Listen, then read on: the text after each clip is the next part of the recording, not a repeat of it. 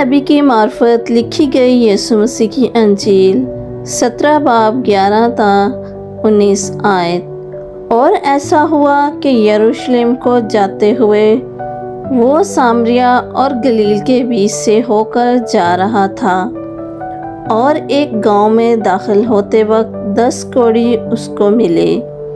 उन्होंने दूर खड़े होकर बुलंद आवाज़ से कहा, ए यीशु, ए साहिब, हम पर रहम कर। उसने उन्हें देखकर कहा, जाओ अपने ताई काहिनों को दिखाओ। और ऐसा हुआ कि वो जाते जाते पाक साफ हो गए।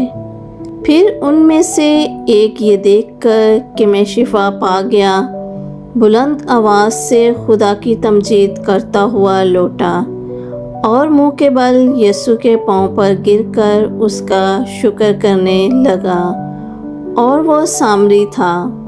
यीशु ने जवाब में कहा, क्या 10 पाक साफ ना हुए? फिर वो 9 कहाँ हैं? क्या इस परदेसी के सिवा और ना निकले जो लौटकर खुदा की तमजीद करते?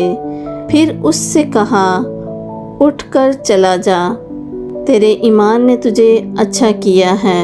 Subscribe.